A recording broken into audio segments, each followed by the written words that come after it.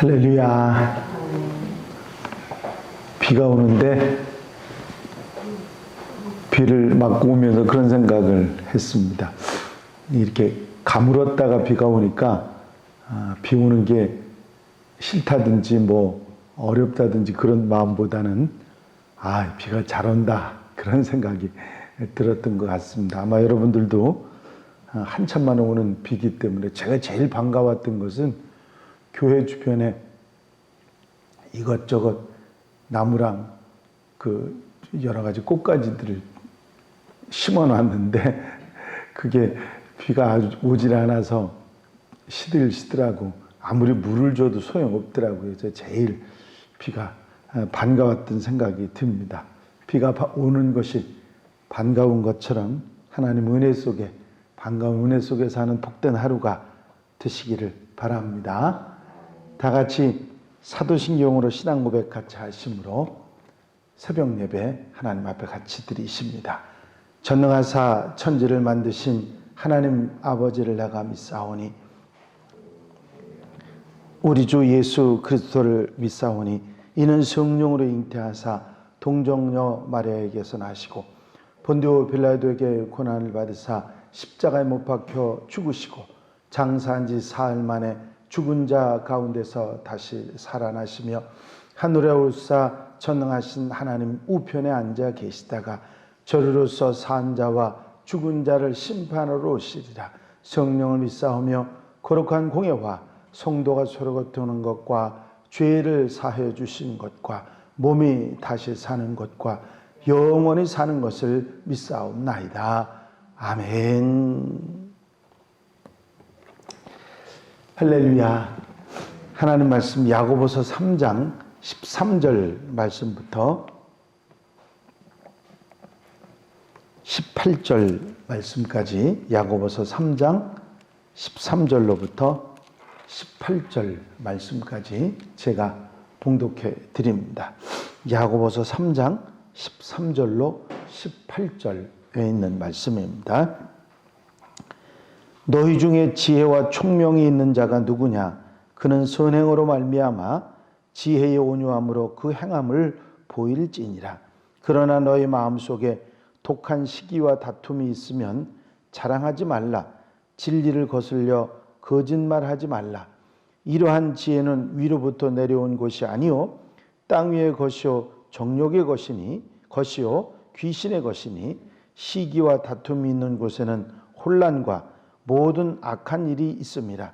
오직 위로부터 난 지혜는 첫째 성결하고 다음에 화평하고 관용하고 양순하며 긍휼과 선한 열매가 가득하고 편견과 거짓이 없나니 화평하게 하는 자들은 화평으로 심어 의의 열매를 거두느니라. 아멘.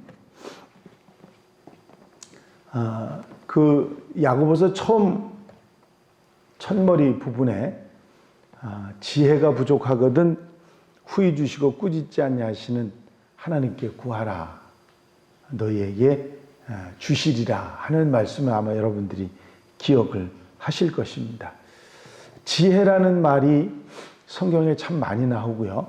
잠언에도 그렇고 신약 성경에도 간간히 이 지혜에 관한 말씀이 많이 나옵니다. 헬라어로 이 지혜라는 말은 소피아라는 말을 사용합니다.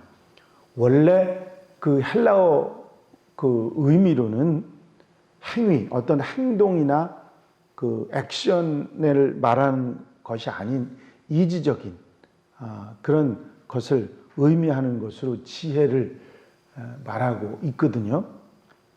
그럼에도 불구하고 그 헬라어 의미는 그런데도 구약에서는 인격으로 사람이 가진 인격으로 지혜를 말하는 경우도 많이 있고요. 신약에서는 예수 그리스도를 표현한 그런 말로 지혜를 사용하기도 했습니다. 그래서 우린 지혜라는 말이 성경에 나오면 단순히 이지적인 뭔가 깨닫고 해결하는 어떤 능력 그런 것만이 아닌 인격, 예수 그리스도, 선행 이것을 포함하는 아주 포괄적인 의미로 이 소피아라고 하는 지혜를 사용했다 하는 것을 알 수가 있습니다. 지혜를 따르는 자들에게 그 지혜를 행하는 자들에 의해서 그것이 바른 것이라는 것이 증명되고 야고보서에는 선행을 지혜로 그렇게 말씀하고 있는 걸 볼 수가 있습니다. 지혜는 그 지혜를 따르는 자들과 선행으로 그 옳은 것이 증명된다. 지혜는 자기의 모든 자녀로 인하여 옳다함을 얻느니라. 너희 중에 지혜와 총명이 있는 자가 누구냐? 그는 선행으로 말미암아 지혜의 온유함으로 그 행함을 보일지니라. 그렇게 말씀하고 있습니다. 그래서 참 지혜, 정말 그 올바른 지혜 있는 사람은 선행과 행함으로 나타나는 것이다. 그렇게 말씀하십니다. 지혜의 온유함으로 그 행함을 보일지니라. 그래서 참 지혜는 위로부터 난 지혜라고 말씀하죠. 첫째 성결하고 다음에 화평하고 관용하고 양순하며 긍휼과 선한 열매가 가득하고 편견과 거짓이 없나니 그렇게 말씀하고 있습니다. 그냥 단순히 어떤 의지적인 의미만이 아니라 깨끗하고 거룩하고 성결하게 살아가는 모습도 지혜로 말씀하고 있고 화평을 이루는 더불어 화목한 것도 지혜로 말씀하고 있고 용서하고 이해해주고 받아주는 관용도 지혜로 말씀하고 있습니다. 그 다음에 양순, 성격적으로 부드럽고 따뜻한 사람들 표현, 그 삶의 표현도 역시 지혜로 말씀하고 있고 긍휼, 우리가 베푸는 사랑과 아낌없이 나누는 그런 모습도 지혜로 말씀하고 있습니다.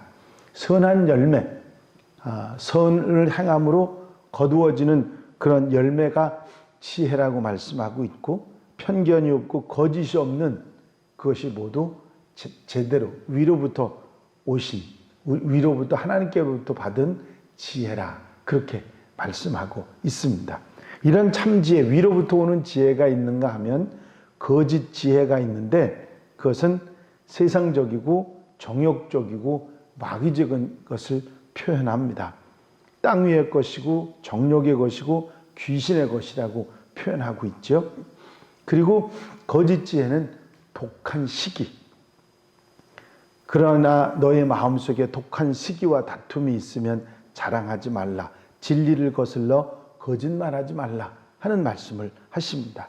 거짓 지혜는 독한 시기고 다툼이고 거짓말이고 진리를 거스리는 것이라고 그렇게 말씀하고 있습니다. 또 요란과 악한 일과 자랑함이 있는 것이 거짓 지혜라. 그래서 참 지혜, 위로부터 오는 지혜를 갖고 거짓 지혜의 요소를 버리는 그런 사람들이 되라. 항상 경계하고 조심하면서 위로부터 오신 지혜로 살아가는 그런 성도들이 되라. 아름다운 삶의 모습으로 살아가라 하는 권면을 하고 계신 것입니다. 참 지혜는 말에 있지 않고 행하는 데 있다는 말씀을 하시므로 말을 앞세우지 말고 행함으로 그 지혜의 모습을 보이고 살아가라. 그런 권면을 하셨습니다. 그래서 선행을 힘쓰라. 신앙의 열매를 맺고 선한 열매를 맺는 그런 성도들이 되어야 된다. 어리석은 이 땅의 거짓 지혜를 선택하지 말고 참 지혜, 예수 그리스도의 지혜를 가지고 세상을 아름답게 귀하게 살아가는 성도들이 되라는 권면이 오늘 본문 말씀입니다. 우리가 세상적인 거짓 지혜, 그것이 좋은 결과를 낳지 않는 그런 지혜를 가진 사람들이 있어요. 어떤 사람들이죠? 거짓 지혜를 가진 사람들. 대표적인 예를 든다면 사기를 치는 사람들이 아마 다른 사람들보다 똑똑하니까 사기를 칠 수 있는 거거든요. 그런 거짓 지혜로 세상을 살아가면 안 된다. 그런 세상을 살면서 어리석은 욕심이나 그런 걸 이루기 위해서 거짓 지혜로 살아가지 말고 위로부터 오는 지혜, 참 지혜를 가지고 살아가는 선행으로 아름답게 살아가는 성도들이 되라는 권면이 오늘 본문 말씀이지요. 이제 세상을 살아가며 여러 가지 모습으로 살아갈 수 있지만 이런 훌륭한 그리고 아름다운 예수 그리스도 같은 그런 인격과 지혜를 가지고 살아가는 하나님의 백성들이 되어야 될 줄로 믿습니다. 하나님으로부터 소원 3가지를 들어주겠다는 그런 약속을 받은 사람이 있었습니다. 그 소리를 듣자마자 당장 첫 번째 소원을 이 남자가 말했는데, 저는 미인들로부터 사랑받는 사람이 되고 싶습니다. 그날부터 그의 앞에는 아름다운 여자들이 헤아릴 수 없이 많이 나타났습니다. 그를 보기만 하면 사랑하지 않고 배견하지 못하는 미인들이 널려 있었던 거죠. 그를 보고는 넋을 놓고 따라다녔습니다. 하지만 이 남자는 도저히 행복하지 않았습니다. 미인들로부터 시달림을 받아서 날마다 파김치가 돼서 후줄근한 모습으로 살아갔죠. 견디다 못한 이 남자는 2번째 소원을 하나님 앞에 말하고 말았습니다. 저들로부터 저를 구해 주십시오. 나는 저들의 사랑 공세에 지쳤습니다. 그랬더니 대번 그 주위가 조용해졌습니다. 아무도 따라오지 않고 한 사람도 미인들이 나타나지 않았습니다. 이제 그 남자에게 소원을 말할 거라고는 딱 한 가지밖에 남지 않았습니다. 곰곰이 생각해 봅니다. 도대체 무엇을 달라고 하나님께 달라고 해야 될까? 사람을 막 부릴 수 있는 높은 자리를 달라고 할까? 돈을 많이 달라고 할까? 오래 살게 해달라고 할까? 막 많은 소원들이 머리를 어지럽혔습니다. 이것을 청하자니 저것이 놓치기 싫고, 저것을 청하자니 이것을 놓치기가 싫고, 그래서 아주 노이로제가 걸리고 신경쇠약이 걸렸습니다. 마지막 순간에 이 남자는 견디다 못해서 부디 제가 무엇을 청했어야 했는지 그걸 좀 가르쳐 달라고 그렇게 하나님께 구했습니다.